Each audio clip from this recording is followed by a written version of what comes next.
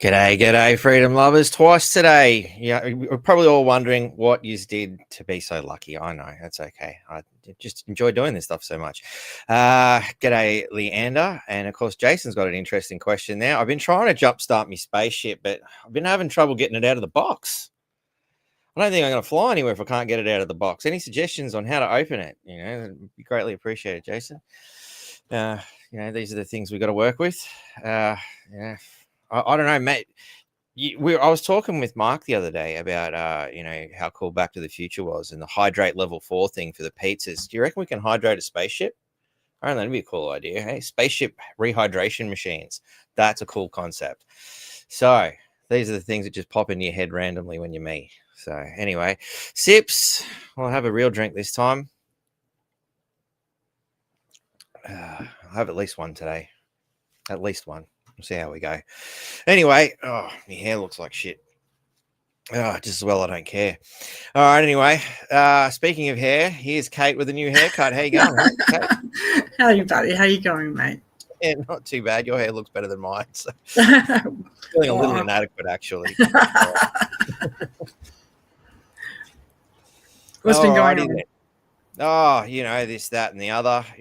Just have a look at the previous podcast to really answer that question. I dropped a beer bottle on Friday and it exploded, and ended up picking bits of glass out of my foot. That was fun.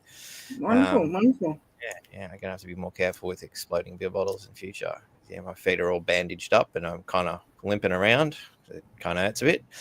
And you're standing there and a shattered glass all around you. You're like, okay, it's kind of time to do the Die Hard movement. So, hopefully lessons were learned. Yes, definitely. Be more careful. Perhaps after consuming several beers, is not the best time to try and reload the fridge. Possibly not. A bit of forethought and pre-organisation, sir. It seemed like forethought because the plan was like, if I put the beer in the fridge now, it'll be ready for me tomorrow when I wake up. So that was the forethought. Not am I in a fit state to do this? There was method to your madness. However, there was. I distinctly remember going, I need to have beer in the fridge for when I wake up because Friday was such a bad day. I don't want to fucking remember it. So yeah. Well, let's hope today's a better one for you. Yeah, well, it's shaping up all right. I haven't stepped on any broken glass yet, so we'll see how we go. Winner. Yeah, that's it. So, what's been going on in the universe, though? Now, that's another question. We've got some cool ideas to talk about. There's been a lot of stuff happening. A lot of buzz on the hot sheets and YouTube and pop culture stuff around the traps, as it were. I've been hot on the trail of a bunch of different interesting things that are being said about different concepts and things. So we've got the 3i Atlas incoming. Brace for impact. No, that's not going to impact Earth. But it did go past Mars the other day, so that's interesting. Yeah. But what I found interesting about that is the NASA website goes down at around the same time. That is curiouser and curiouser, sir. Yes, very much so. Is it just also, a coincidence? Possibly be, but it could also be the amount of people that are trying to access that site at that given moment too. So NASA is currently closed due to a lapse in government funding. Employees can visit nasa.gov/shutdown for additional information. That's spicy. Interesting. Yeah. So, when I say shut down, it's like NASA shut down information, official NASA website. It's like, okay, that's, they're saying due to a lapse in government funding, but was that part of the plan? They've got their satellites and stuff there apparently around Mars that they could have, get a nice close look. And wow, we've just conveniently shut NASA down so nobody can see the photos. Sounds like a trump card on the part of the government there. Definitely. Could be a Trump card. Thousands of NASA employees to bid farewell to the NASA they knew. So they are rapidly pulling the funding. And I instantly thought, I wonder if they're pulling the funding from that to give Trumpy Space Force some more money. Wow. That's to be considered, sir. Indeed. It's very interesting. But I'm sure he'll, play the Trump card sooner or later so that we can see what he's got up his sleeve. Absolutely. Surely.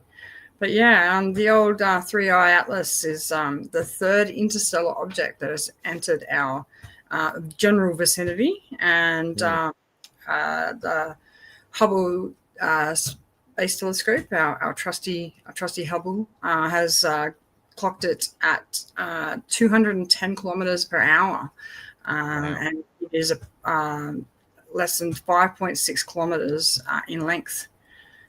So she's not small, and she's moving quite fast. And as it recently passed Mars, it came within 300 million kilometers of Mars. So in intergalactic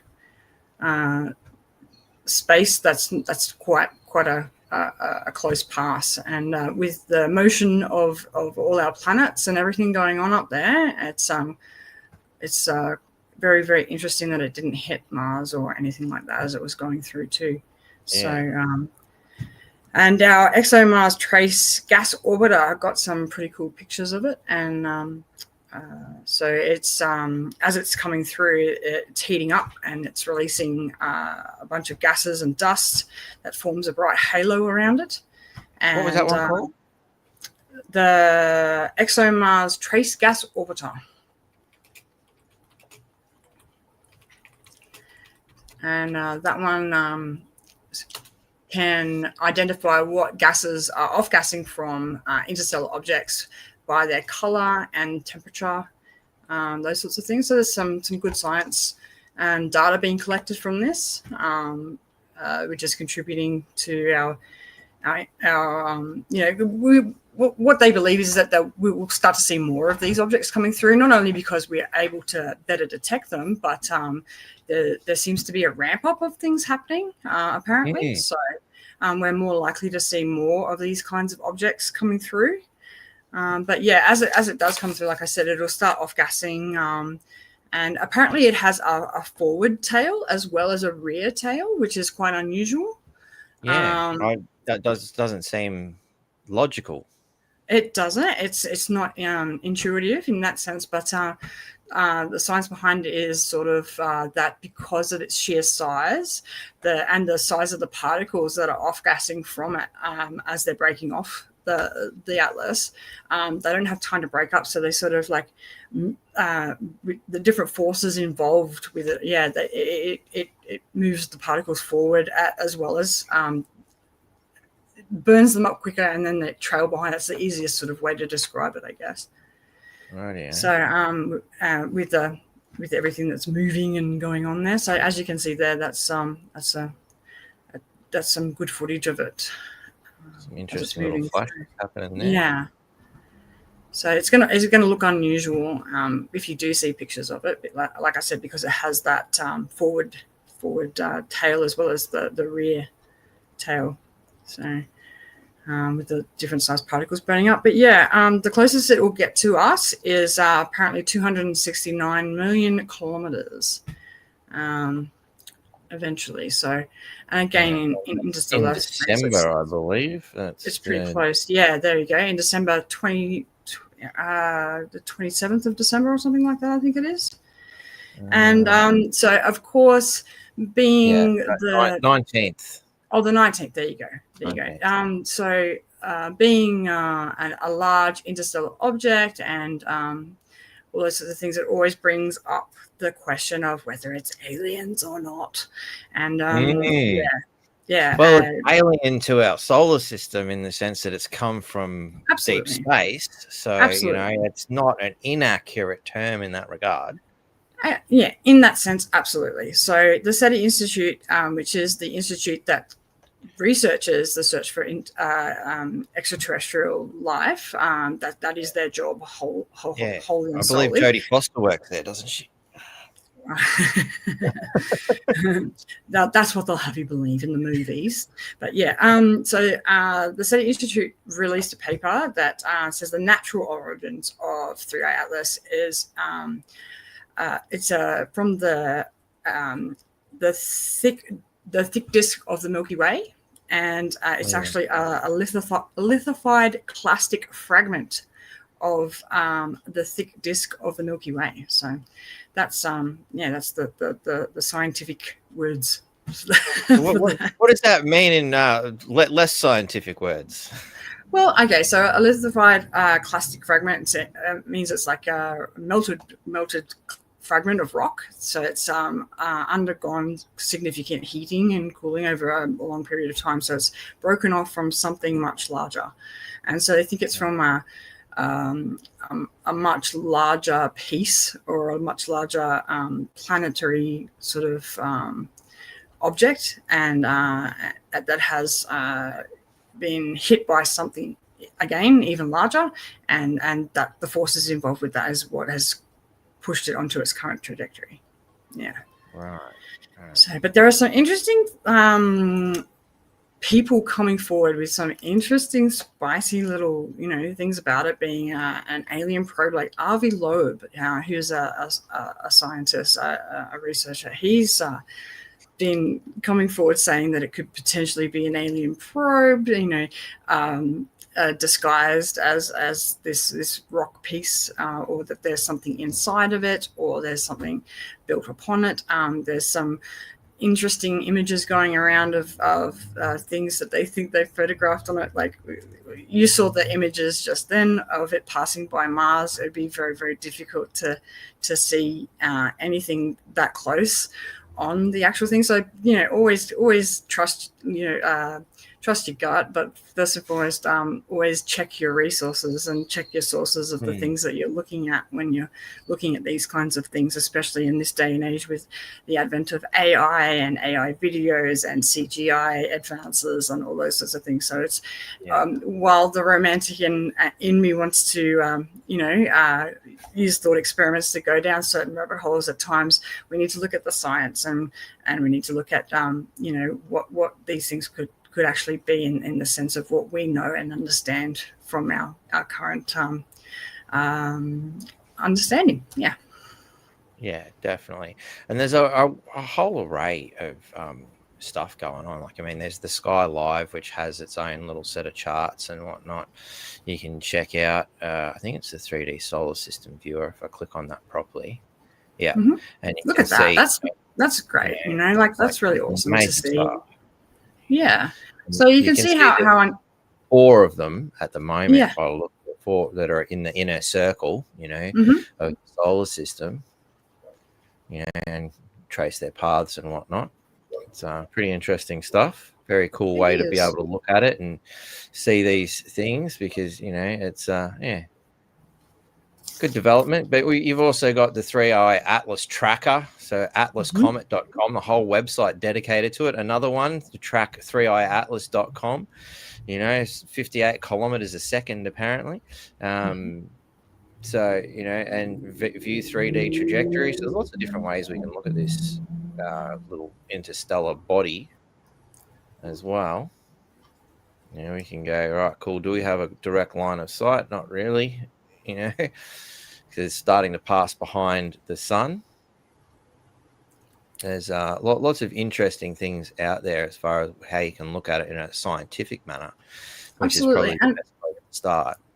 Absolutely. And also it could also have an effect on some people are saying it could have an effect on our weather systems and all those sorts of things, and that it's potential. It has the potential to being such a large object, but we just don't know yet. That which is the basic thing. So we're gathering as much data as possible to be able to better understand where it came from, why it's on that trajectory, and what effect it will have on our not only our solar system but on Earth in general. So it's a fascinating thing. Definitely. I found this guy here, Stephen Burns here, available on YouTube. You can have a look at all his stuff. He seems to know a little bit more about what's going on than I do. He's got a wide array of videos, a lot of them around the 3i Atlas theme, and being I think a geologist, I think his name was, or his title is, he's looking at those kinds of things. And I found this one video, and it's half hour long, but I thought the first 7 minutes just really covers it. So if you're all right with that, we can have a look at what a geologist has to say. That'd be awesome. Let's have a look. Been a crazy, crazy, crazy day. 1010, actually the 1-year anniversary from the G5 minus geomagnetic storm that we've had back in 2024. So it was a very strong G4 storm. It even reached like G5 levels just briefly. That was something that we also forecasted on the channel to be stronger than expected way back then. People like, no, G3, whatever. Well, it was like G4 plus G5 minus. So one year anniversary to that. Big magnitude 6 earthquake has now struck off the coast of South America in Drake Passage. And this is the 3rd earthquake in that location, greater than magnitude 7 this year. We forecasted that there was very likely to be an even stronger earthquake in the Drake Passage this year. So we had a 7.4, a 7.5, now a 7.6. And that's because of the antipodal action that exists between Drake Passage and Kamchatka. They are almost exact antipodes of each other. We also just mentioned the general craziness. Of course, we had the magnitude 7.5, was it? 4? Magnitude 7.5, 4? I think it was 4. Sorry, I'm blanking right now. But the big earthquake in the Philippines just yesterday, but there's also on 1010 in terms of universal time, and a huge market crash. So you see how these things come together, all coalescing at once. Now, what could be the reason for this? That's a difficult question to answer, because you can start to peel back layers to the onion. We can look at the earthquake and space weather connection. We have this coronal hole on the sun, and it has certain unique features to it. Effectively, it's an area in the atmosphere of the sun that's deficient in plasma. Because the magnetic field is streaming out, and it supercharges it, accelerates it, and so it's always being shuttled out to space. We're about to be hit by this. We've been hit by this multiple times now, this coronal hole high-speed stream. This one is special because it's in this trans-equatorial portion. You get a lot of coronal holes that'll be down here or up there. Right here is the ecliptic plane of the sun.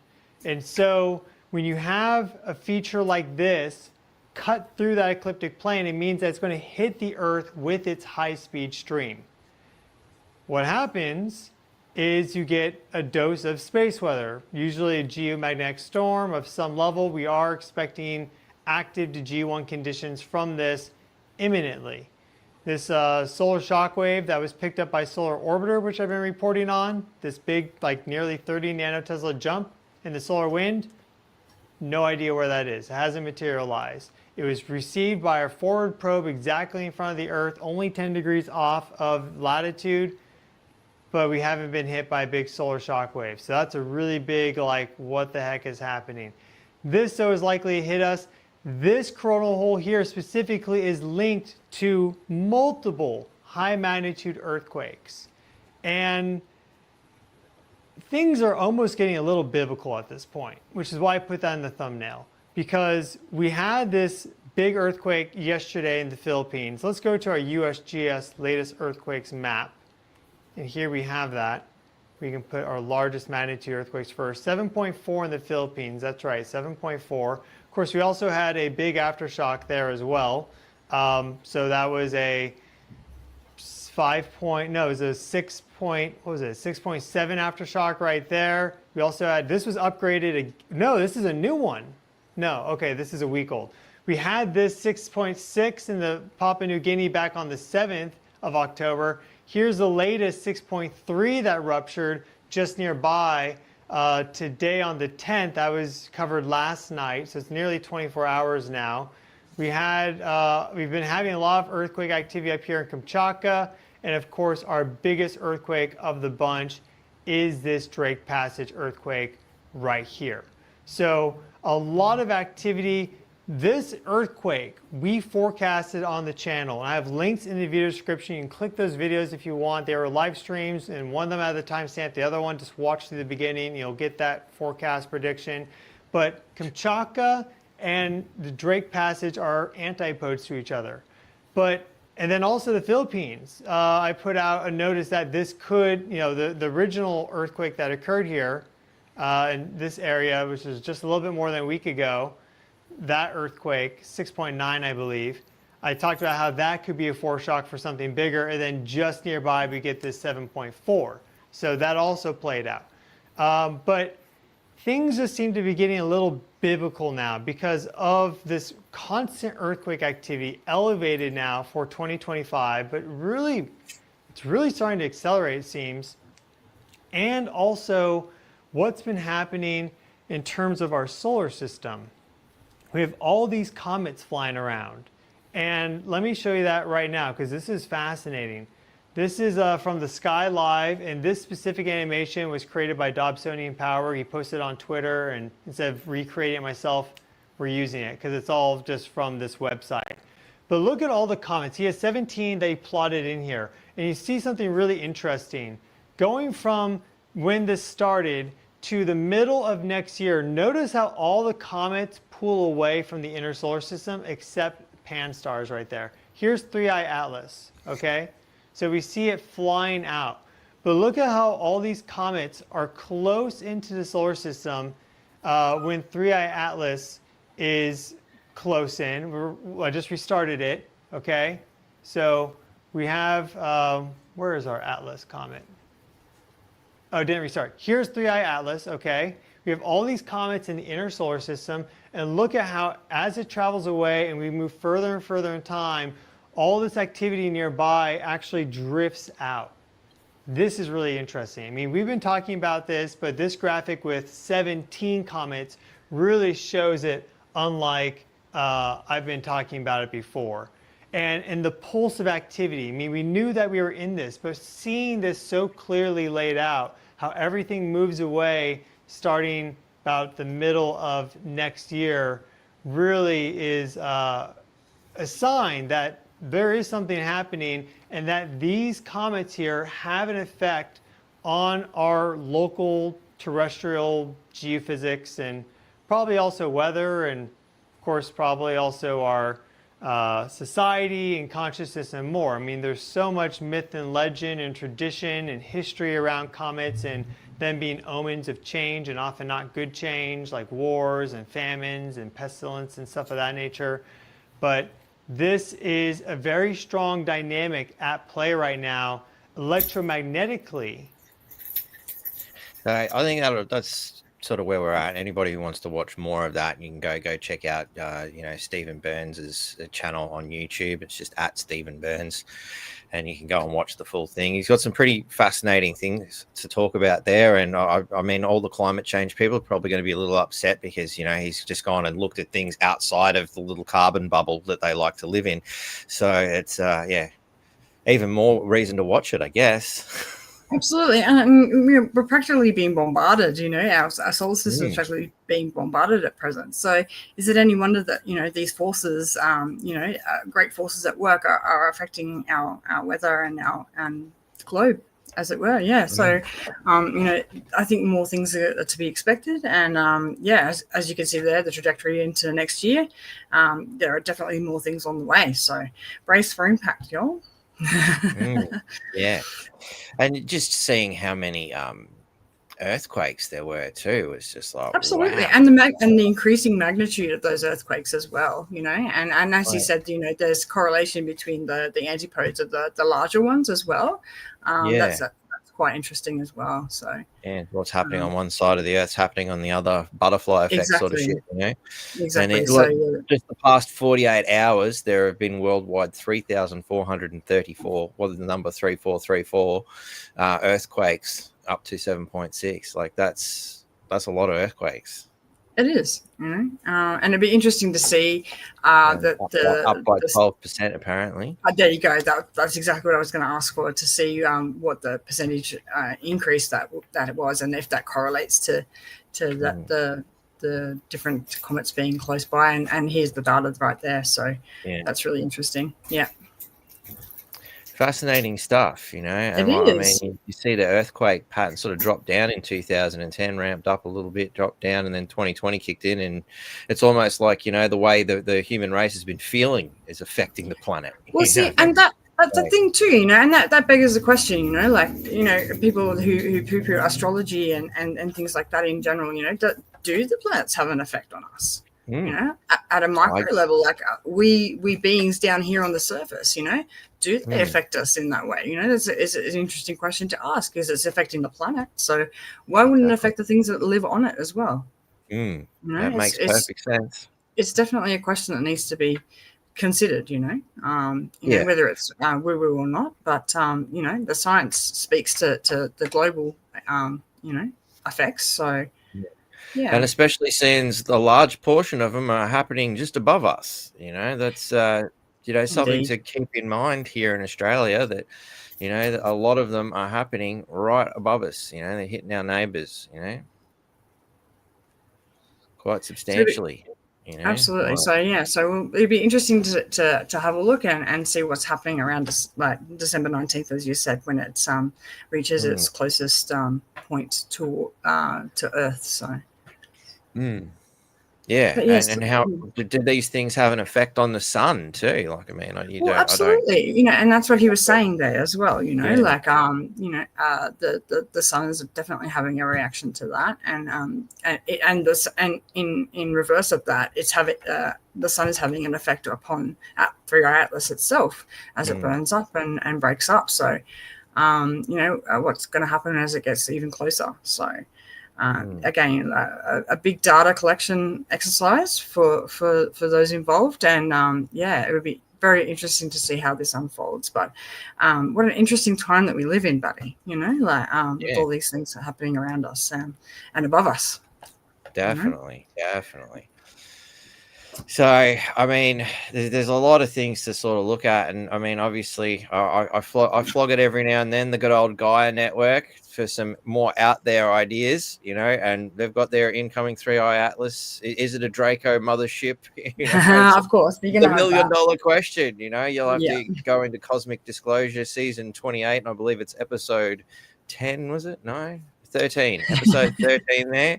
If you want to go and watch that, don't forget to use the promo code, you know, not that one, the 7-day free trial. You can watch all these things for 7 days for free if you haven't used it already. And if you do sign up, I did, because I watched this. I think it's much better than Netflix or any of the other shit out there. It's just as fanciful in some cases, you know. But hey, it's probably more likely to be real than some of the other shit we see.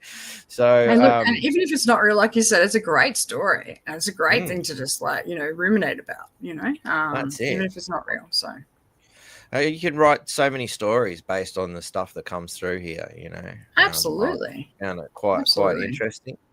One of my favorite ones to watch at the moment is the Deep Space series, and you know, it's got the introduction of the Galactic Federation. Wouldn't it be cool to be a part of that? You know, isn't it? Yeah, very interesting. And the Greys, Ebens, the Andromedans, the Arcturians, the Sirians, the Pleiadians, Reptilians. I haven't quite through that one, and onto the Mantis, and then the feline species. And the feline one always triggers a mind. I instantly think the Sphinx. You know, and then there's the face on Mars, you know, that's supposed to be half lion, half man, and things like that. You know, like, maybe there's the Siberian something regions, yeah. So, absolutely. You know, and then there's the Syrian and the connection with the stars aligning with Egypt and all that sort of stuff. You know, there's the pyramids aligning with Orion's belt and you know, those sorts of things. Yeah, absolutely. I mean, it wonders, you know, makes us think about whether our ancestors definitely had a better grasp on certain things than what we do now, or a different way of understanding the things that we do now. Definitely. And I'm pretty sure it was, I'll have to go through and watch it again. I watched it recently, but I'm pretty sure it's the Syrians in that particular system is the Seven Sisters story that you find in just about all your ancient stories. You know, the indigenous tribes have it here. Absolutely. I was going to say that, you know, the Dugon, so many different old stories are of the Seven Sisters, and it's interesting. They're scattered all over the planet, and based on what we consider to be the history that we're told, how could they all have the same story? Doesn't make sense. Exactly. And how did every primitive or seemingly primitive civilization in human history come up with a pyramid, and have pyramids or some type of that construction that were their sacred sites and their sacred buildings? And they've actually found that some of the pyramids, the step pyramids, actually match up with resonant frequencies. So the above, when you look at them from above, they perfectly match certain frequencies when you put say sand on a membrane, and you conduct a frequency through that membrane. They create these amazing patterns, and some of those patterns actually line up to the actual architecture of these buildings. So how did they know that? How did they understand those things at that time if they were so seemingly primitive? It's a really interesting thing, a rabbit hole to go down.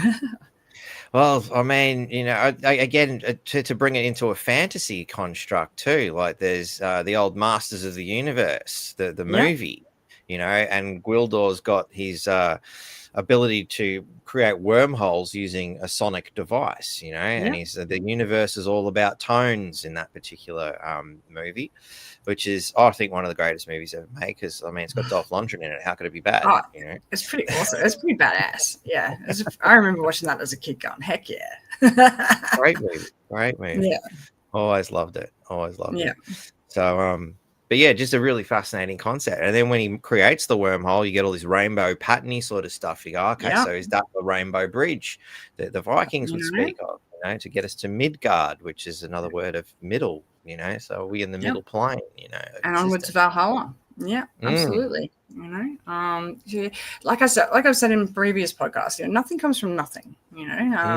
These stories and these tales, they pervade the human popular culture and history, and they keep coming up in different shapes and forms, and but why do they persist? What about them resonates with us that we don't let them go? Not only from a religious sense, but from a sociological perspective as well. We all sit around and watch these things on the movie, and for that hour and a half that you're glued to the screen, you're buying it, you're believing the story. Absolutely. And why is it so easy to accept? And that's then you go out to the real world, turn the TV off, and you go, "Oh no, aliens aren't real." Well, the movies watched it. The movies rely on they've actually got a name for that. It's called willful suspension of disbelief.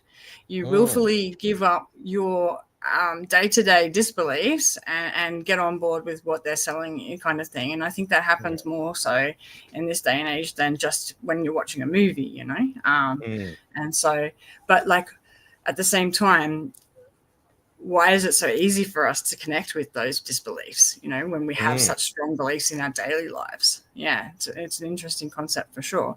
And, it comes up with things like telepathy and those sorts of woo-woo subjects that people are like, but everyone's had an experience of something similar like that, like you think of somebody and they give you a call 30 seconds later, or you think about something and then it happens, a day later or something like that, Deja vu. I'm sure we've all experienced that. I've lost count of how many times I have. Exactly. These are shared experiences that we all have that people are actually trying to start documenting and finding the science behind, and if there is a science behind it, and there's an interesting series of podcasts that have recently come out called the Telepathy Tapes, and they're highly and blatantly and openly hinting to the fact that a lot of autistic people who are non-verbal are actually highly psychic and actually can pick up on information from the brains and from the people that are with them and around them, and they have no way of communicating that or receiving that information. Like they don't sit there for hours on YouTube, like you're soaking in things. You know, they could have potentially heard some things from TV, but there are certain information that they know in such great detail that they shouldn't know. You know, from the state that their body and their brain are in. So they're actually finding ways of finding out how these people know these things and start communicating with seemingly nonverbal people with autism. So, and it's actually proving that we do have a sense, a sixth sense, and perhaps a seventh sense in the human body. And like I said, you know, this is a once taboo subject and once considered quite woo-woo, but is coming up more and more so in the popular culture vernacular. And it's something that, as I said, everyone's had a shared experience. You know, everyone's got something that's happened to them that's off or odd or strange, and they can't explain. Definitely. Even as simple as just, you know, you just happen to glance in the general direction, you see somebody from behind and they turn around and look straight at you.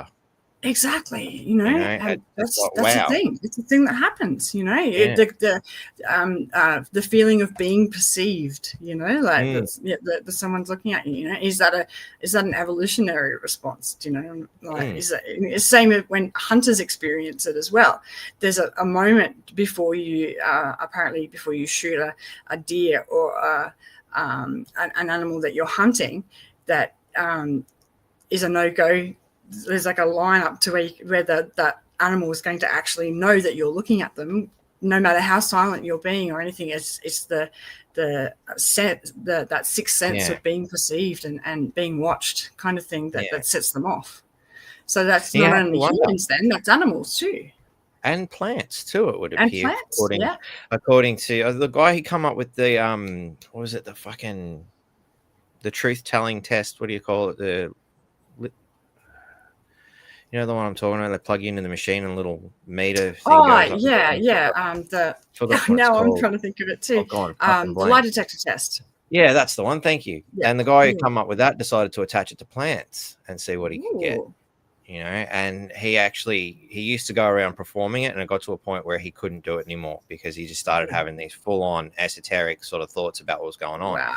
And what he did was, because he wasn't getting a response from just willing and, you know, moving things around and turning lights on and off and all that sort of jazz. What he did was, then what happens if I go and burn it? So he goes up and he burns it, but the meter triggers before he actually makes contact. And that's an interesting thing because there's actually research that's been done that your houseplants, if you interact with your houseplants and you actually like love your houseplants, they actually know you're coming from like quite a distance away. They've done research on plant responses to the owner or the person that cares for those plants and in relative distance to the plant. And they've put receptors on them and done all this stuff and had a big breakdown. And apparently your plants know that you're coming home. How do vegetarians feel about that? You've got to wonder, you know, like there's some things that you just don't want to think too much about. I mean, to be honest, I entertain the idea of the vegetarian thing for about 10 minutes for that same reason. Yeah. It's like, well, I'm not supposed to eat animals because they're alive, but plants are alive too. So I can go get this carrot, rip it right out of its home, and then chop its head off and boil it alive. Apparently they're conscious too. Apparently, you know, and you know, it makes sense. Like the trees have eyes. You know, that's a saying that's pervaded throughout many cultures. You know, in many different forms. You know, the feeling of being watched by the trees. You know, are there structures, biological structures within the leaves that we think we have understanding of that are potentially, you know, a different form of an eye, you know, a different way of processing visual information that is more suited to the evolutionary output of the tree, you know. And we have mycelium, they respond to light, you know, the same way that an eyeball does. You know, the seasonal, you know, and as well as having symbiotic relationships with other creatures. There's a study that was done on a tree stump that was in the forest, and it was found that other trees surrounding that tree stump were still providing nutrients, like sending nutrients to that tree stump long after it wasn't producing any vegetation. Are they actually caring for each other? Are they supporting each other? Do they form? Are they in a group? Are they communicating with each other in a language like that we don't yet comprehend or understand through the mycelial network? So it's very interesting. Much like the way you see things in Avatar. That's a very good way of describing it. Yeah.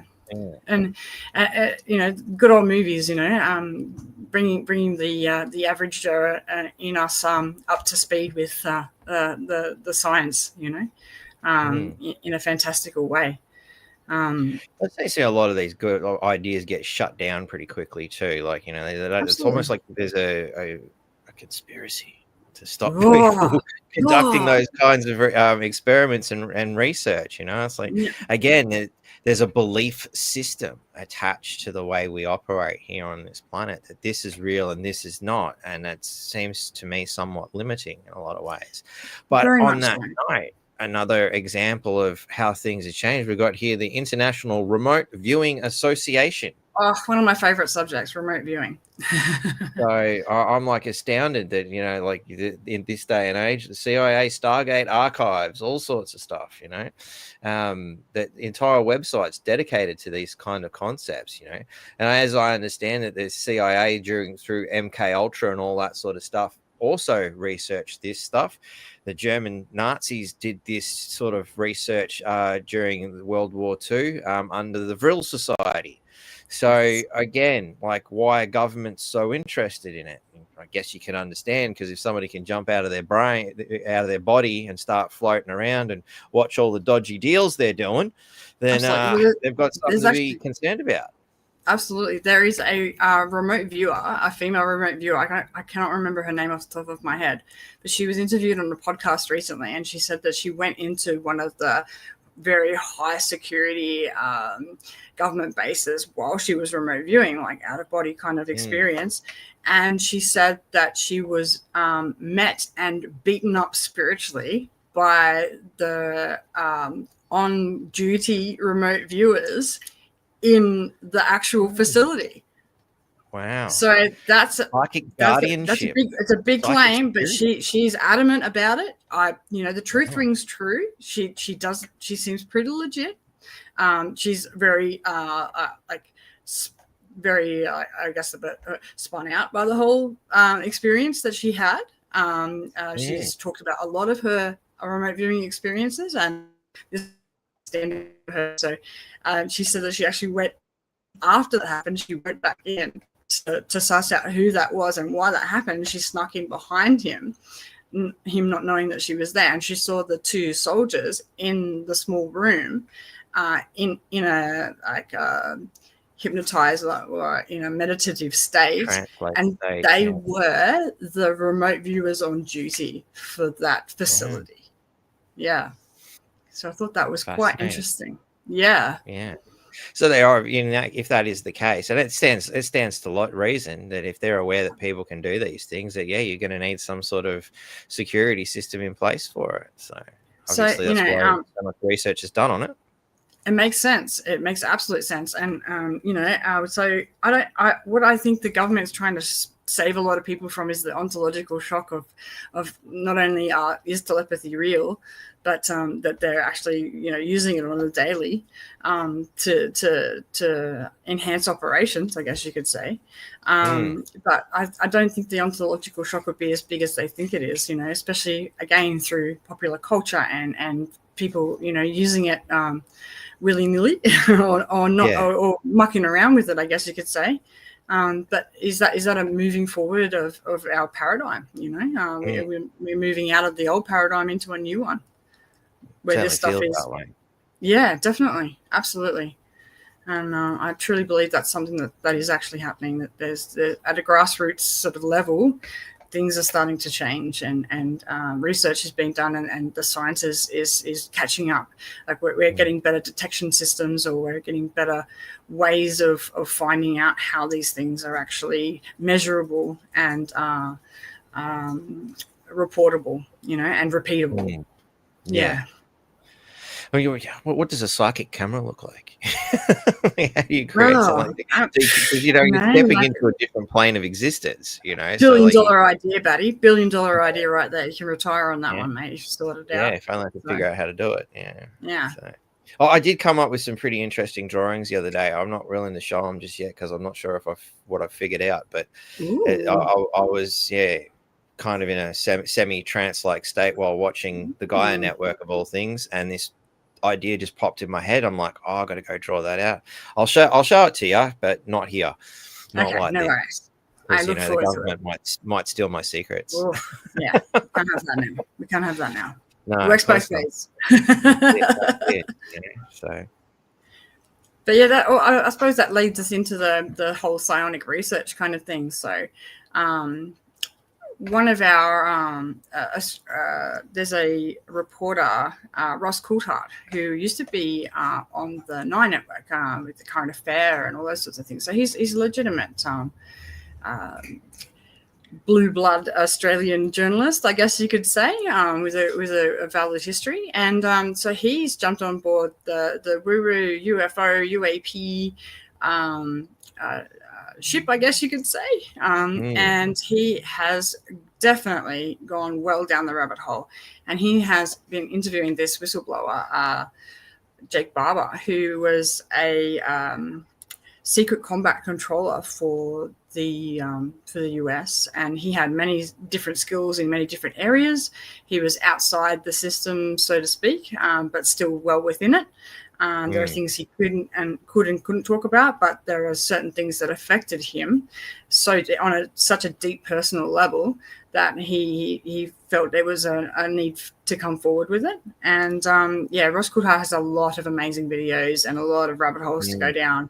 And he tackles every subject very, very in a very balanced and logical way. And the questions that he asks are very hard hitting, and he gets right to the point with people and doesn't muck around. And I respect that very much. Yeah. And so with his interview with Jake Barber, it was a standout one for me because not only did Jake Barber talk about the ontological shock of their A, not being aliens, B, there not being such a thing as telepathy. He goes through both of those things in this when he was a helicopter pilot and he was asked to transport a payload, and he didn't know what that payload was. He didn't ask questions about that payload, but that payload actually interacted with him on an such a deep emotional level that it changed his life forever, in the sense that he looked down. It was an egg-shaped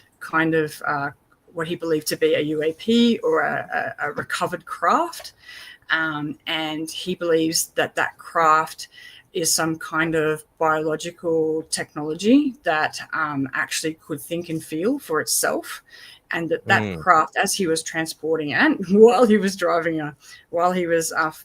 piloting this helicopter at night, spoke to him in a sense that he engaged with him emotionally. He said it was the most beautiful thing that he'd ever encountered.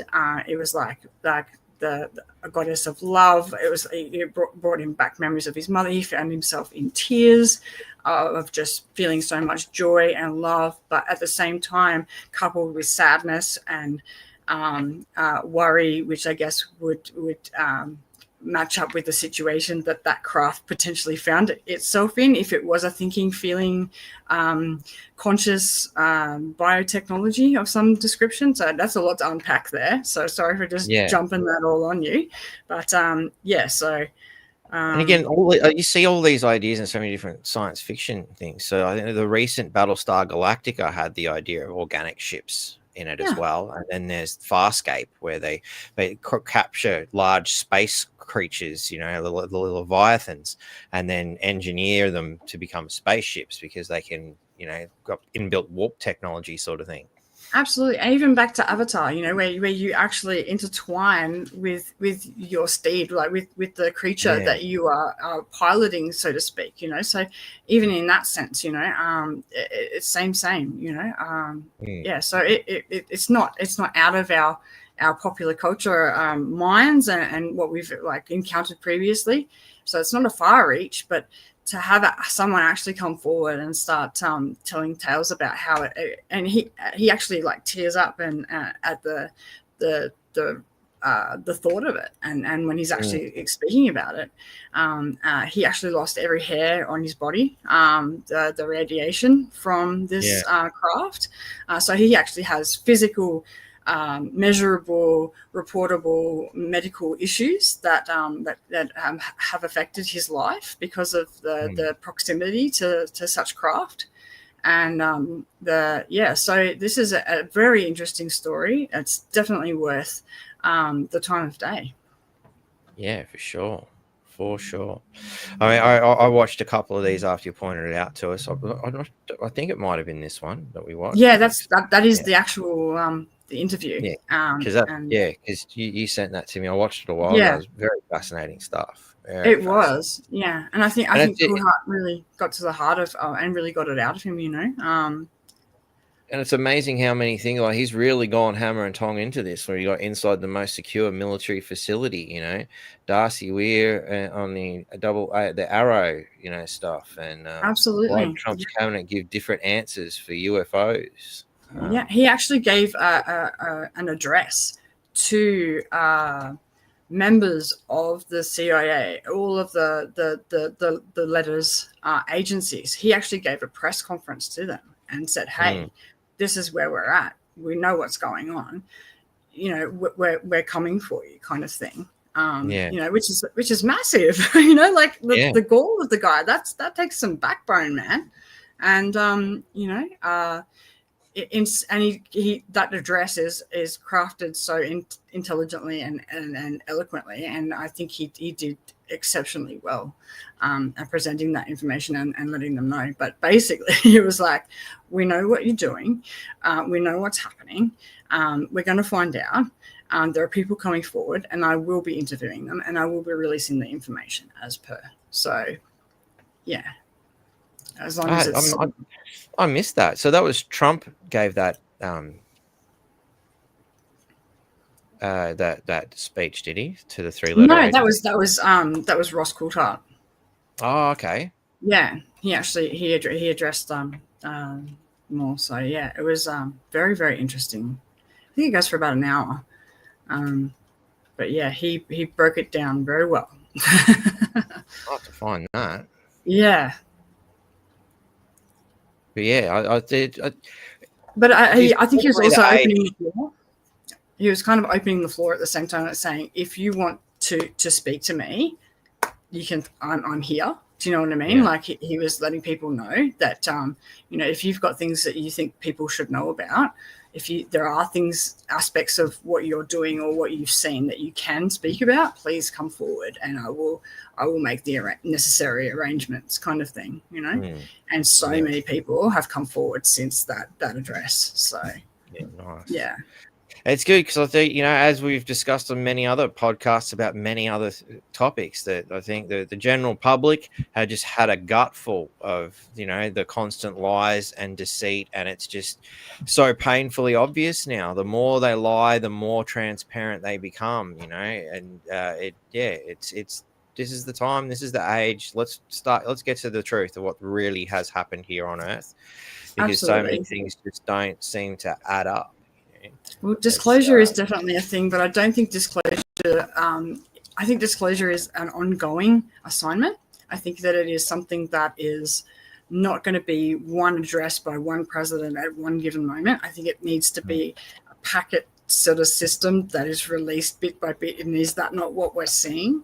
Through the popular culture system, to change the paradigm, which is what I've been speaking to throughout all of the podcasts I've had with you, buddy. I think that this is what's happening. It's slowly but surely, drip, drip, drip, feeding everybody what is going on, giving people time to mull over each incident, each each thing and talk about it and disseminate it, get on with their lives and still have those browser tabs open in the back of the brain kind of business, you know. When something else pops up, that relates to that, and you know, ongoing. It's an ongoing conversation, you know. I think that is what disclosure is being, and is what is happening as we speak. So that's in my humble opinion, sir. I get the kind of same feeling. I mean, obviously, we'd be lovely to just give me the book. Let's get it all Straight out the up, table right now. I'm too impatient for this drip feeding shit, but I understand. I guess for a lot of people there that they who are just this is all BS. This is bullshit. Oh, no, cut it out. You're all crazy. Get the tinfoil hat out. Those people are going to have one hell of a time dealing with that reality. Right? They are the people that. Did you see Trump in the med beds? No, I did not. I tried to look at Trump as little as possible. But that's just me. No, that's all right. He invokes interesting feelings in some people. I find the people's reactions just as entertaining as Trump himself. But apparently there was like some AI video that somebody's made up of Trump coming out talking about med beds and how every US citizen was going to be given a card so that they could go in and access these facilities when as they're needed, sort of thing. And obviously there would be a priority system, you know, people are on their deathbed first in, you know, sort of thing. But it was all AI generated. But for some reason, Trump posted it. Left it up there for just long enough for the mainstream media to go, is he drinking the Kool-Aid or some bullshit like that? And then fucking he deletes it. Why? So why would you do who that? Gave Trump access to his Twitter account again? Like seriously, he doesn't need that. He's got his own Truth Social thing now. But yeah, like I don't understand why you would do that unless you're sending a message or perhaps trying to plant the idea into humanity's mind that, you know, the Stargate medbed, because I instantly thought of Stargate, you know, when what's his face is in there getting healed, you know, in the spaceship, you know. I'm like, oh yeah, that'd be pretty handy. And I'm in a bit of pain with my back. I could really use one of those fucking things. You know? Well, look, to me, I want it to be true. I want that to be true. Absolutely. So I have no trouble accepting that it could be true because I want that. Absolutely. Well, there's one thing about Trump that I will give him, and that is that he is very strategic. He is not a dummy. He wouldn't have gotten this far for this long by being a complete idiot. Although the media may portray him that way and sound like culture and all that sort of thing, he's not an idiot. And there is that he's very big on sending cryptic messages, you know. So the whole basketball thing when he was meeting with the Russian guy. Can't think of his name off the top of my head. Putin. When he was meeting with Putin, and they gave him a basketball, and they were throwing the basketball around while they were giving an address. And it turns out that it contained a USB that had all the fun, and that's why they were all laughing and throwing this basketball around, because it was something that people were trying to steal or something. There must have been some kind of operation to not let that happen. And here he is making a literal game out of it. You know, I thought that if that's true, that is funny. That is actually funny. And good on him for doing that. You know, like so it is clear that again, if that's true and in that line of thinking, then yeah, he's cryptic and he could be sending out messages to certain people at certain times. He's done it at other times as well. So unless you're in the know, you're not going to know. But release all the Epstein files, and all of a sudden they're not releasing all the Epstein files. You got to wonder, was that if you're not willing to play, we're going to let everybody know what a sick fuck you are. You know, and all of a sudden, he all the deals he wants. It gets them all on board right now. You'll play ball. We'll we'll tuck that away for later. Then just remember, I've still got these. Absolutely. You know, Well, there's perhaps blackmailing certain people. Yeah, definitely. And there's a recent I don't know, something that's come to light with the Epstein whole theory is that he was actually a CIA operative or something like That's that. been getting around for a while. That he was actually advancement of physics. There's a conspiracy theory for you. Yeah. So he's met with and spoke with and several high profile physicists, and one of them's come forward and said, I met this strange man, and it was Epstein, and he knew too much about my research.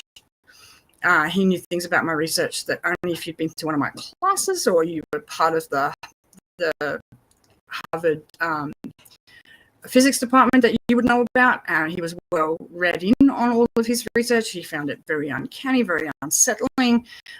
When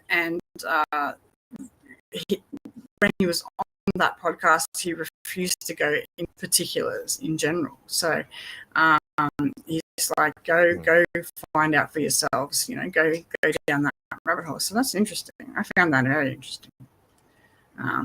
So why would I've heard it?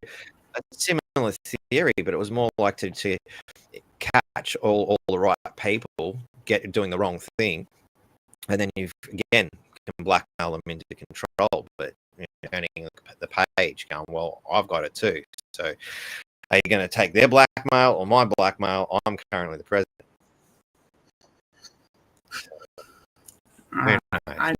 Yeah, it's far beyond my capacity, my friend. Terry made a good point here, going back to the med bed thing, that she thinks is a shot over the bow of Big Pharma, as if to say, watch out, guys. Absolutely. That's a good point. The florist truck is out in front of baddies again. No, I haven't seen it for a while. Where is it? There's a little... Where's my icon gone? Or have I disabled it?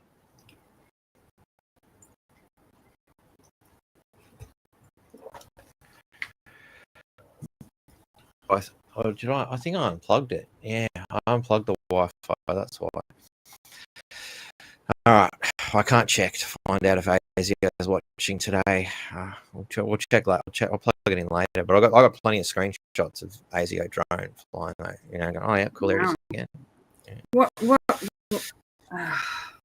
That started happening after I had a former Knights Templar rather impolitely remove that podcast. Wow. Very interesting. Very interesting. Very spicy indeed. So yeah, everybody who got to see that, that's why it's got to be removed.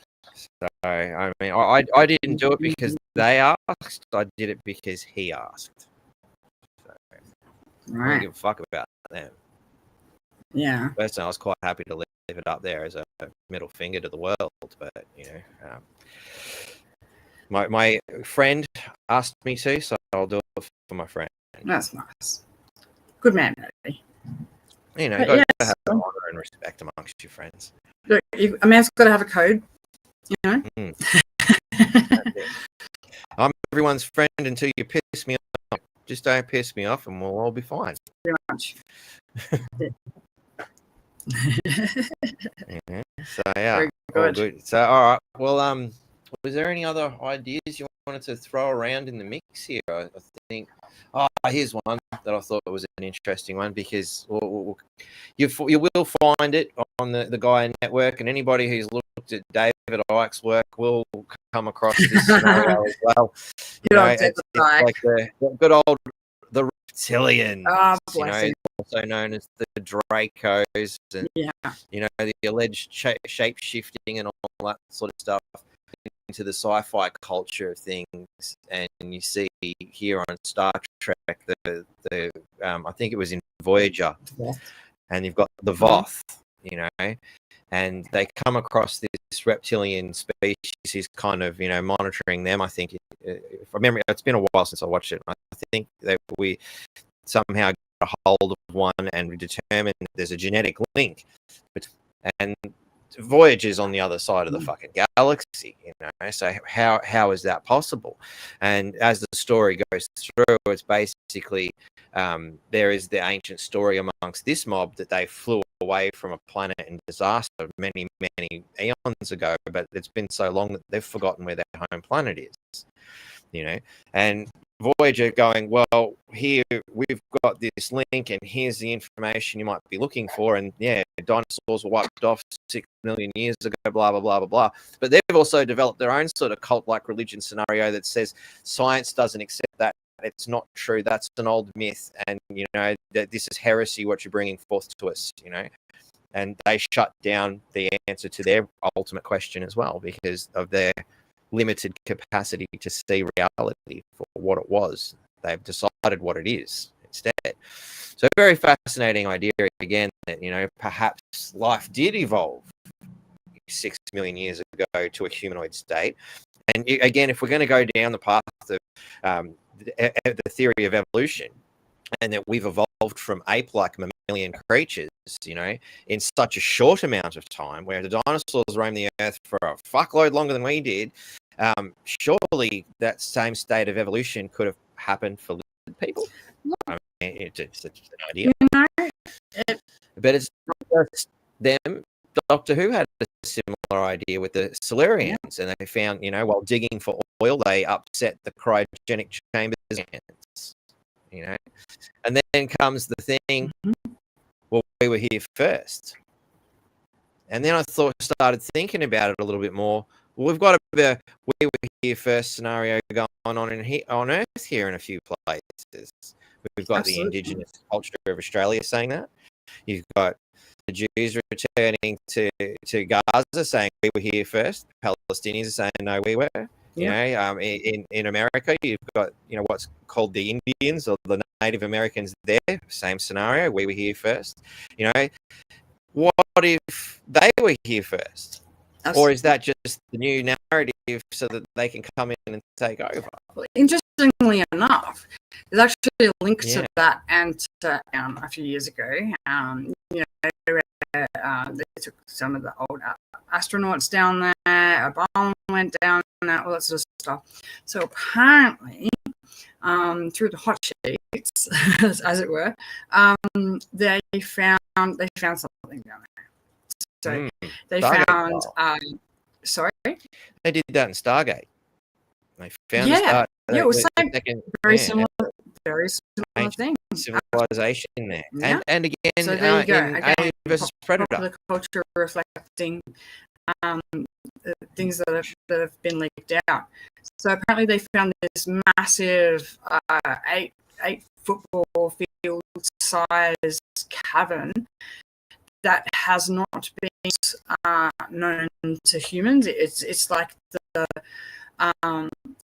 cavern is self-supporting. It has no structures that are lifting or holding the roof up, which is considered impossible with our physics and by the sheer weight of the ice that is above this great cavern occurrence. And there are people coming forward as whistleblowers saying that they have had very strange experiences when they've been there with reptilian type beings coming out of the walls, out of phase. And there have been apparently battles down there between these creatures. These are things you can Google and find out. Don't believe anything we say. They've actually had battles with them. These people clearly have PTSD of some description.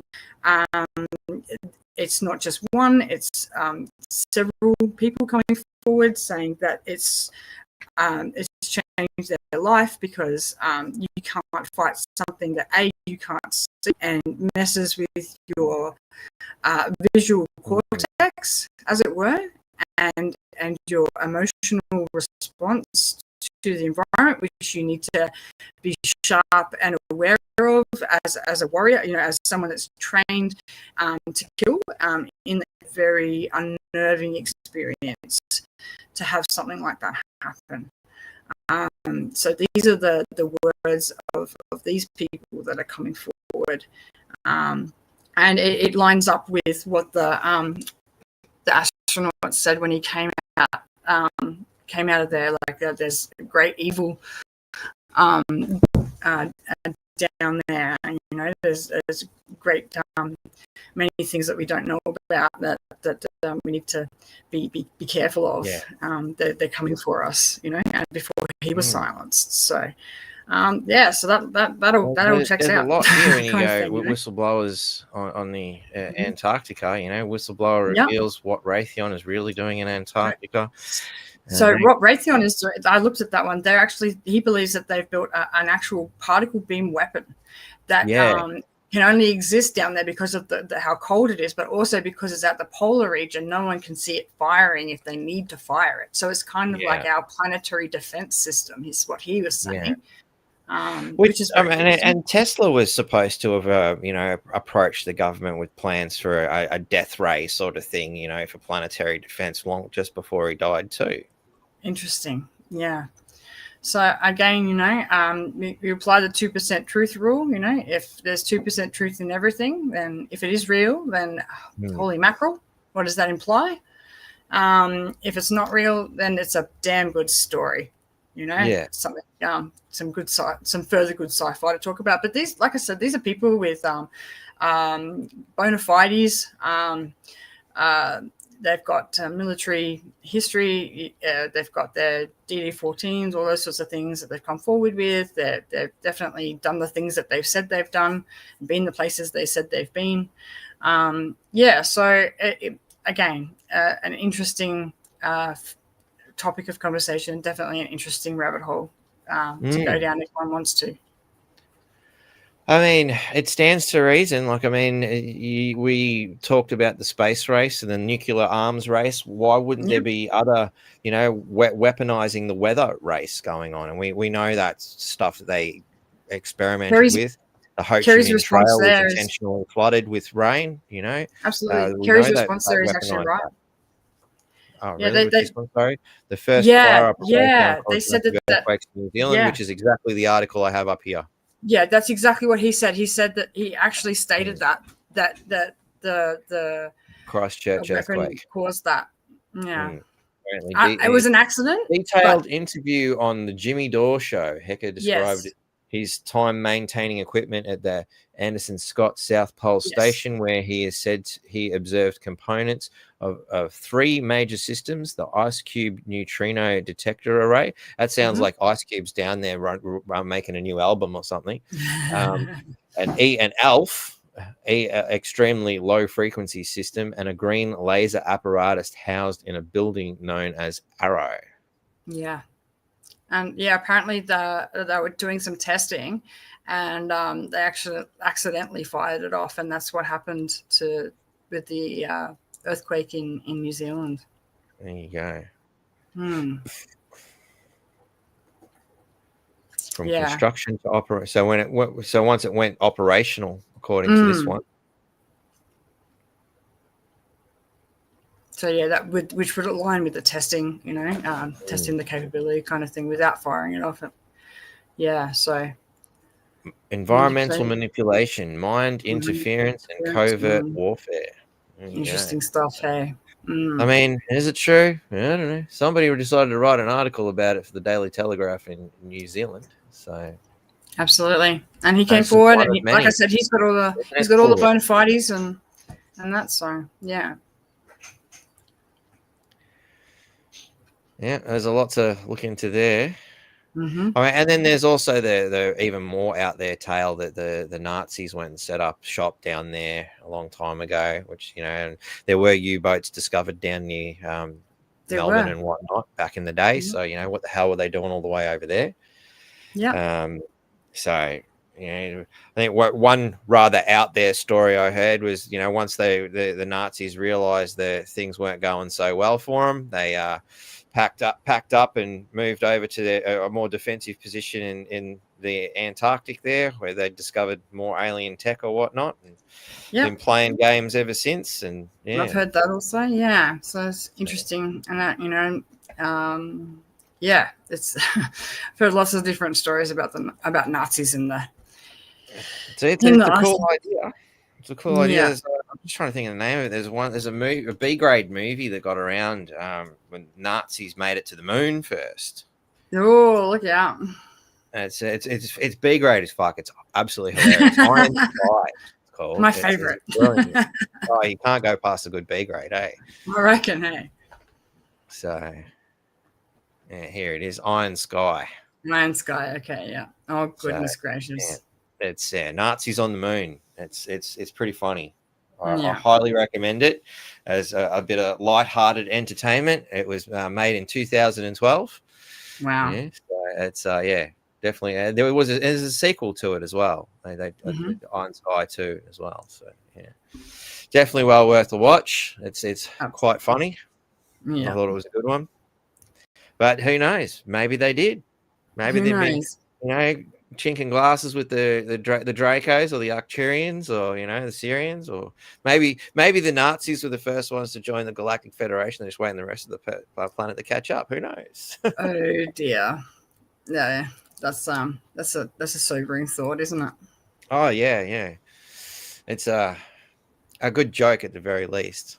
I thought it was funny. So absolutely. No, good one.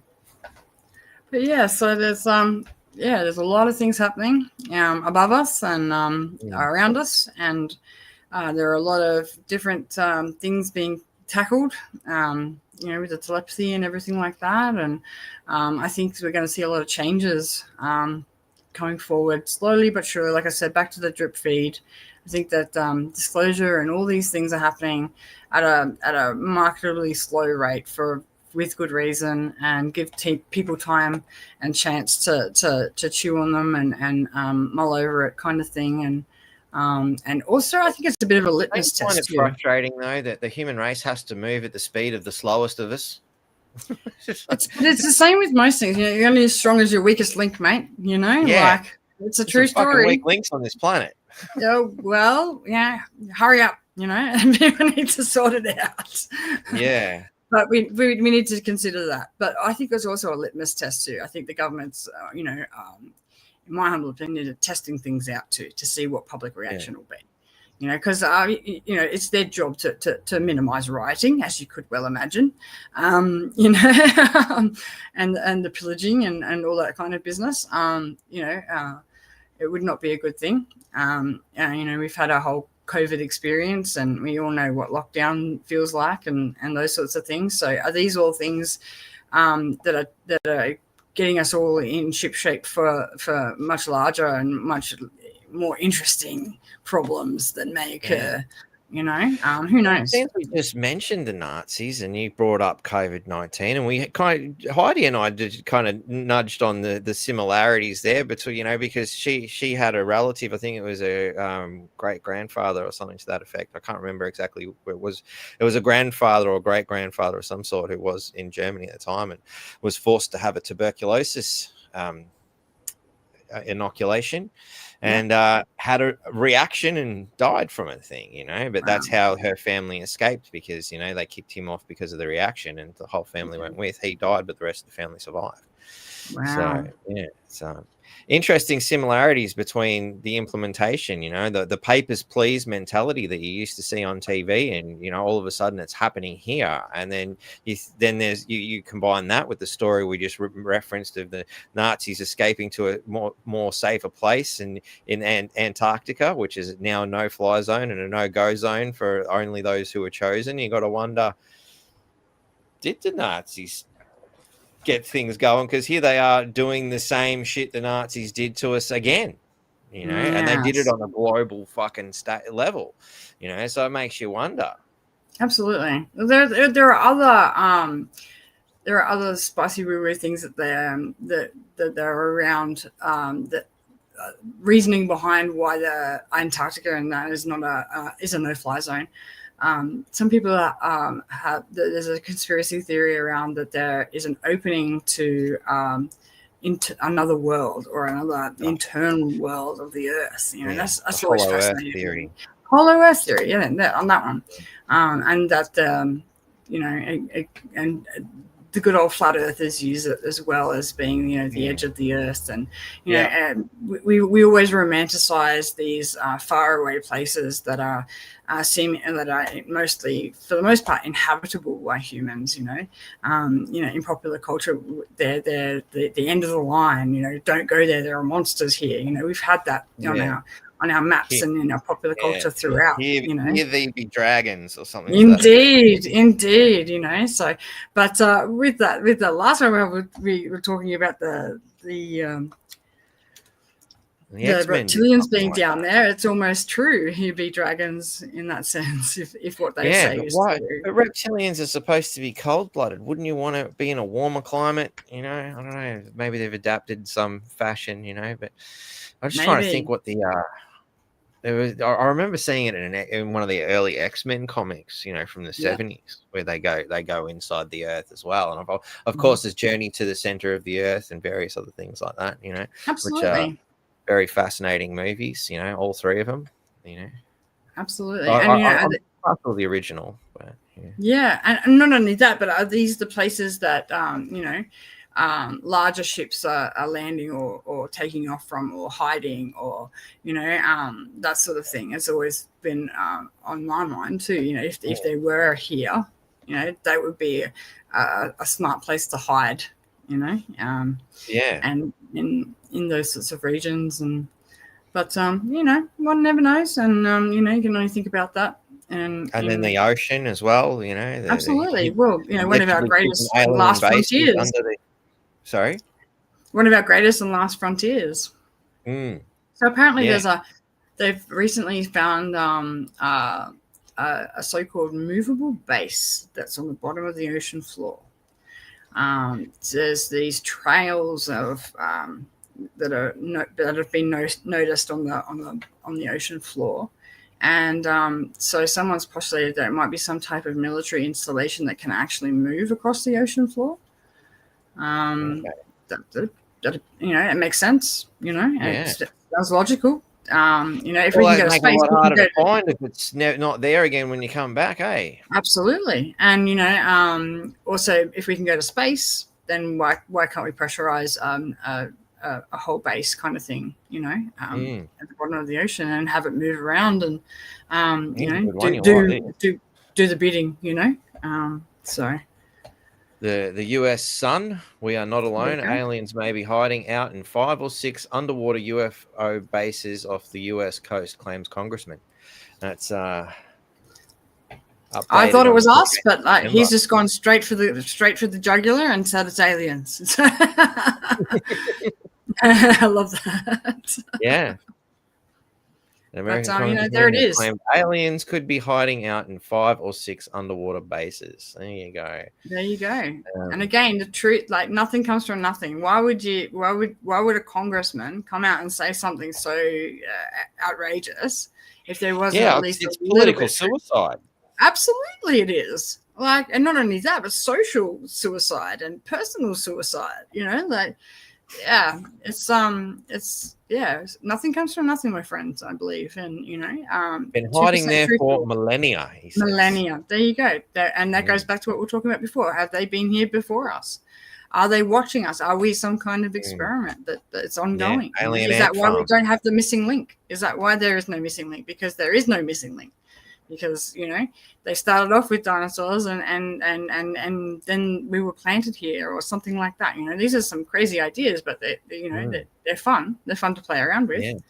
And there's the report from the allegedly that report that come from the nurse at Roswell, who claimed she was there having telepathic communications with the alien they found, and they told a similar history of the Earth, that basically everything on the planet has been constructed in DNA labs elsewhere and seeded here to see how things. Well, she actually said that he told her that that alien, a bit of context there too, that the alien that she supposedly had these conversations with was the last survivor of the Roswell crash.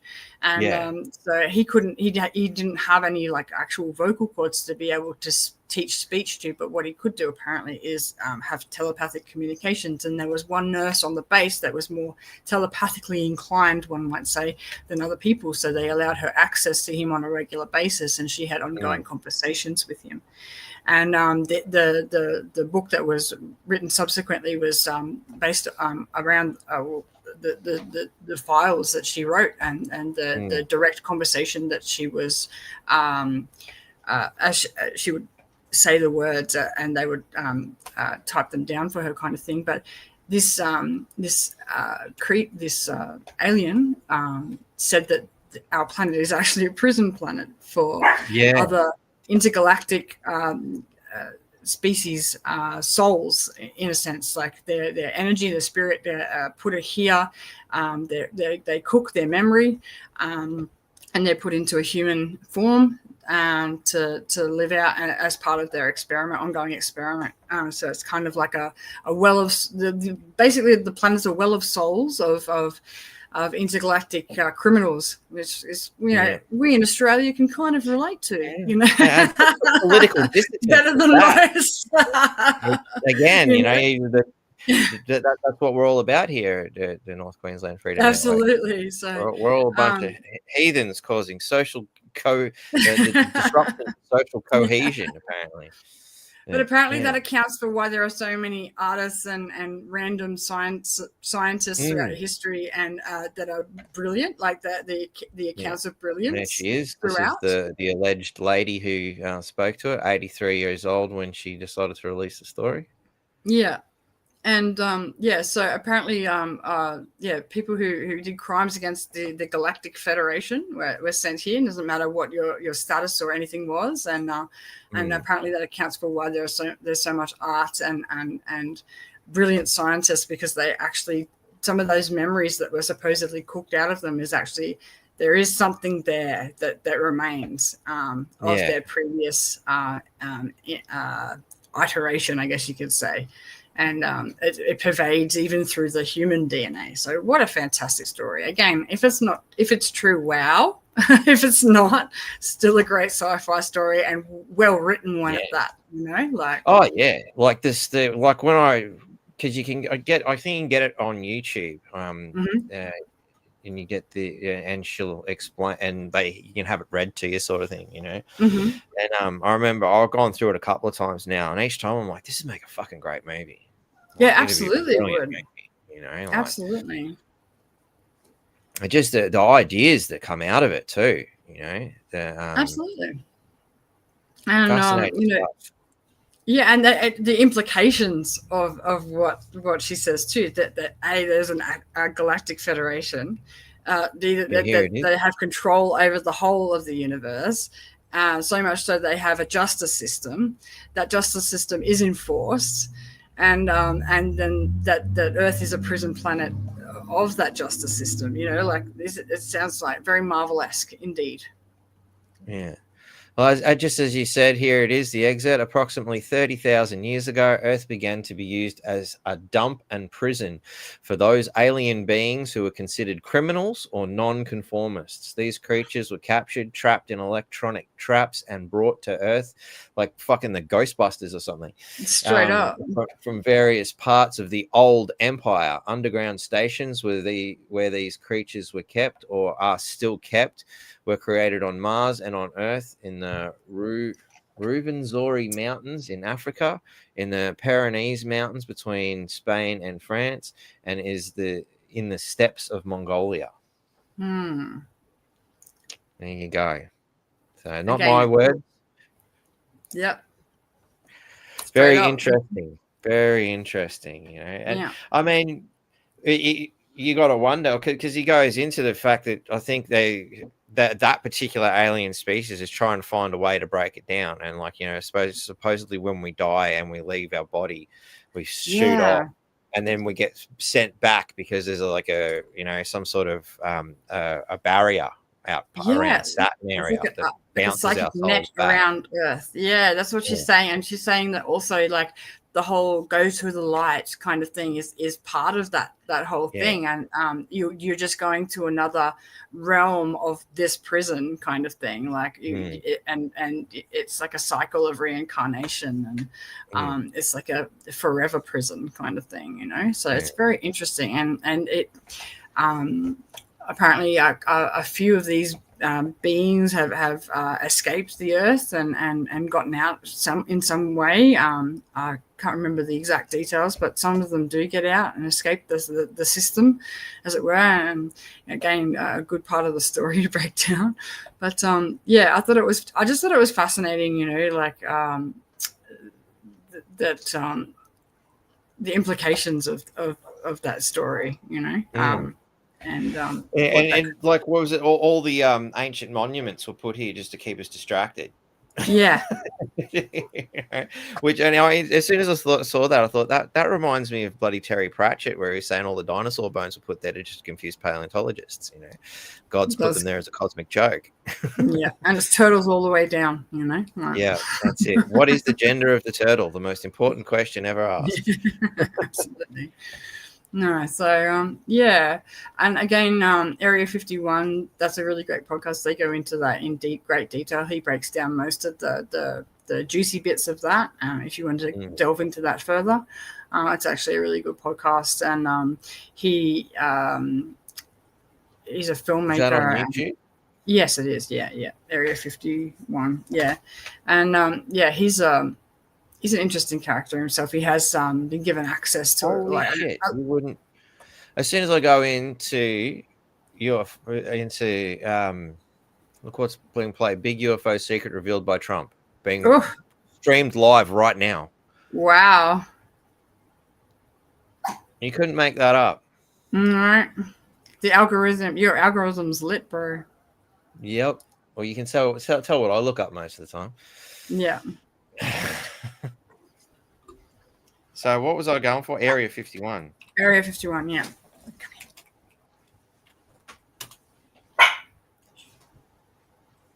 All right. Here we go. Bob Lazar, Area 51, the flying saucers. No.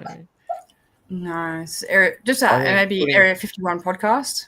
Yeah, we're going to say we've probably got that many bloody Area 51 things. Yeah, probably. Joe Rogan.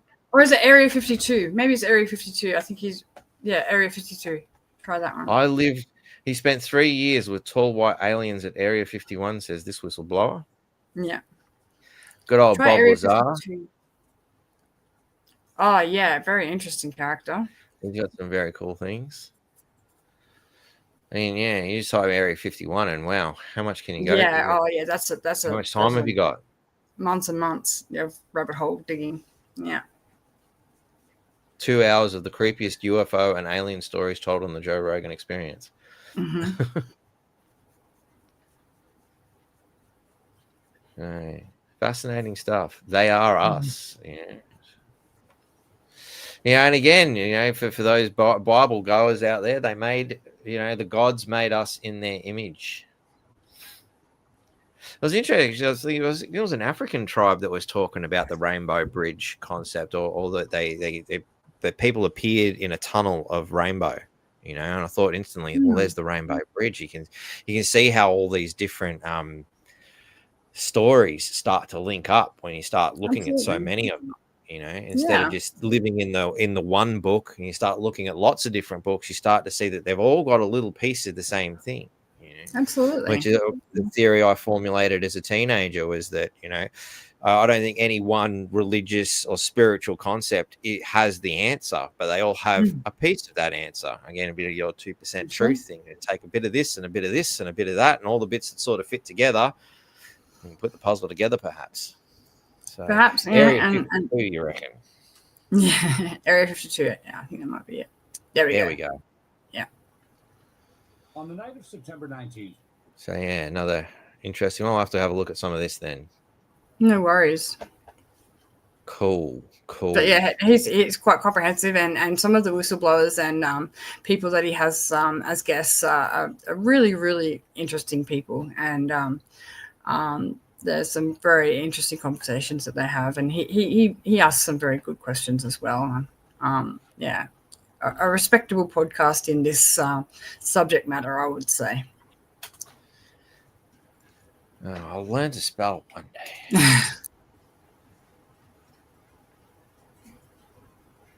So there it is. Trump claims he has access to UFOs. Well, you couldn't have timed this any better doing this podcast, could we?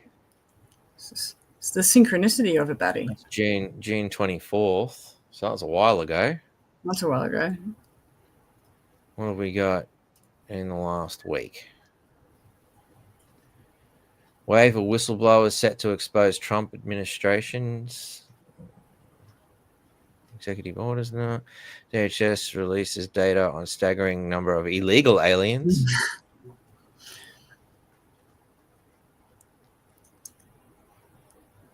Maybe that's what it's in reference to. I can imagine that the Trump's plan for intergalactic space protection would just be to build a wall, build a wall around the Earth. Well, apparently we've got a wall. We've got a wall around our solar system, according to that alien at Area 51. So, I mean, it looks like somebody beat him to it. Maybe that's where he got the idea from. Right? I don't know. So, but at least he's consistent. At least he's consistent. Yeah, that's it. You know. He's not the first one. I mean, I think maybe he was inspired by the Chinese. They really like their wall too. You know, very much so, and it worked. It was a really good strategic thing to have done. And good old Mongolians. So, wow, we'll have to dig in a little bit more into what exactly is going on with big UFO secret revealed by Trump. That'll be an interesting one. Absolutely. Got here in the description.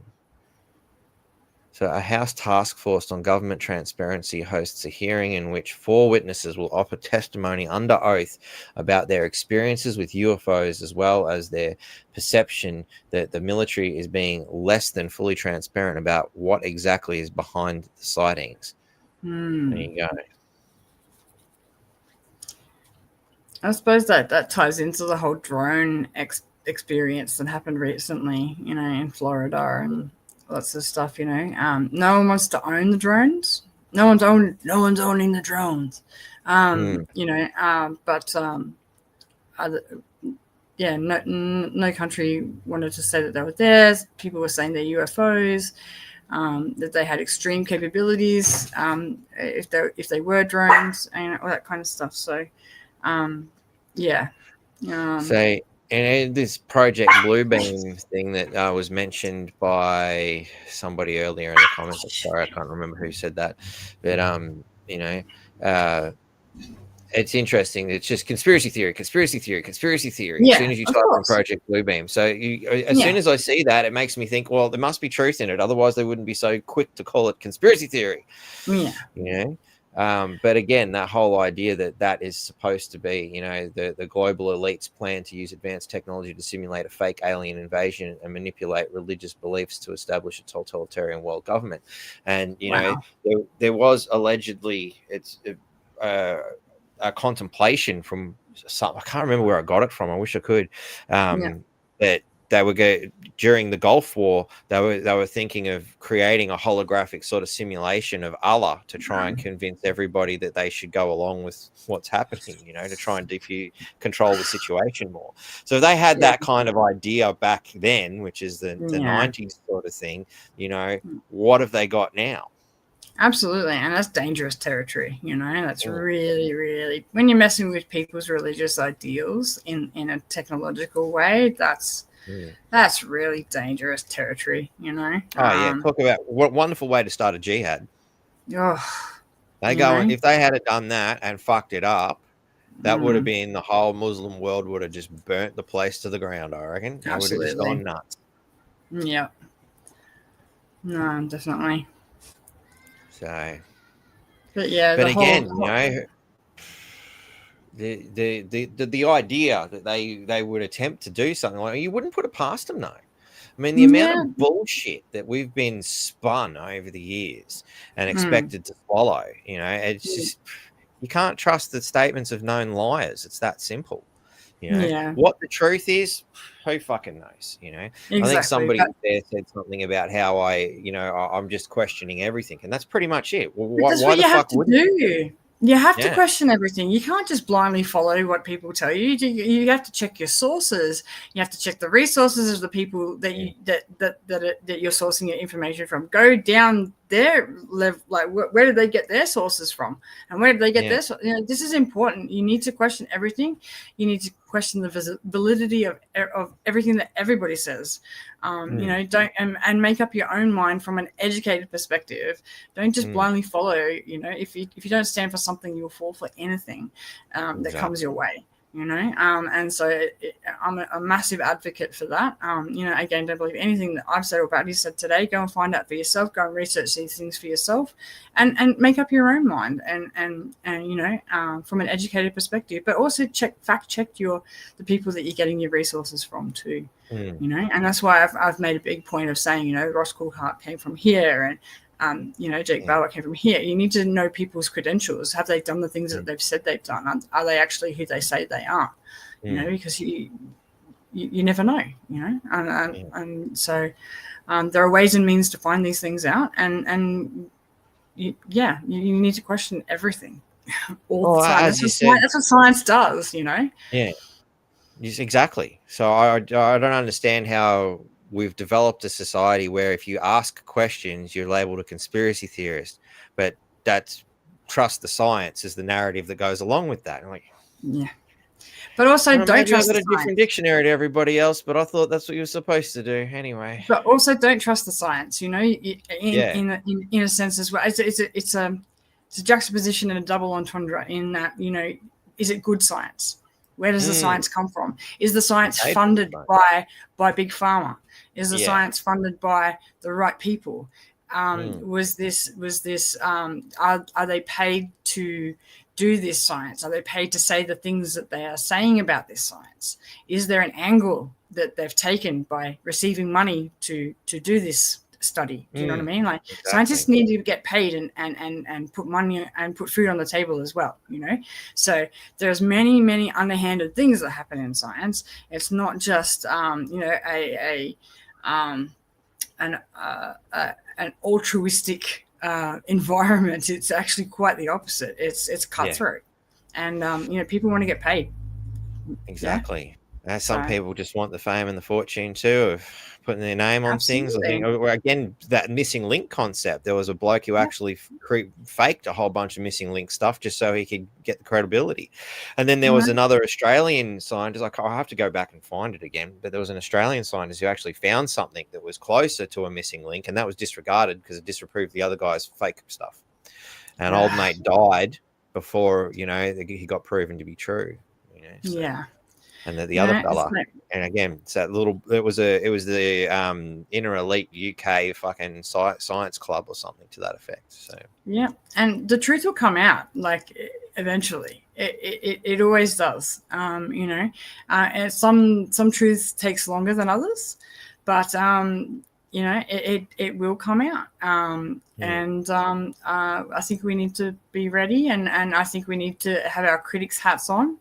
And I think we need to be able to tell other people the same message, and to question everything. Don't just blindly follow. Don't fact check and fact check the fact checker. I guess you could say go down the line and really have a think about these things and where they've come from, and why they exist, or why they're doing the things that they're doing. So it's an important point. Couldn't agree more. Got to ask the questions, got to find the answers, and you got to do it right with an open mind. Absolutely. So, all good. Well, thank you very much, Kate. I think we should pretty much wrap it up there. Thank you for having me. No, my pleasure. We'll have to do it again sometime soon. You never know the way things are going. We might actually get one of the first alien interviews here, and you and I can sit there and ask all the questions we've been wanting to ask. I tell you what, I would have me some questions to ask. Yeah, and even with the 3i Atlas coming in December, you know, they might have some Earth type things happening that we might need to report on, and just you know, say like, you know, we thought this might be a thing. So like one of the comments said before there, strap in, you know, buttercups. We might be in for an even wilder ride than what we're already on. So that's it. But again, thank you so much. And yeah, remember, question everything, 2% truth rule. The paradigm is changing. And yeah, have fun. I look forward to it. All right. Thank you very much. You have a good one. I'll catch you next time. Thank you. Bye. All right, ladies and gentlemen, there you go. You've seen it all. We've done the whole show for the day. I'm all podcasted out. I don't know about you lot, but, you know, on that note, definitely check out the Gaia Network for interesting ideas, you know, because you never know which part of it is real and which part isn't. And, you know, if the whole thing is being dragged out slowly because people need to get time to adjust to this information, get adjusted to it now, you know, jump on with the free 7-day trial. Link is in the description. Otherwise, you can email me for a link if need be. And the email is nqfreedomnetwork@protonmail.com. If you have cool ideas and stories you want to share, you know, if your house has been raided by 11 cops like poor Heidi, or if you're like Kate and you just want to talk about aliens, you know where to find me. So with all that done and dusted, thank you all very much for tuning in. One final sips, and I'll see you next week with, I don't know what. We'll figure it out when we get there. Till then.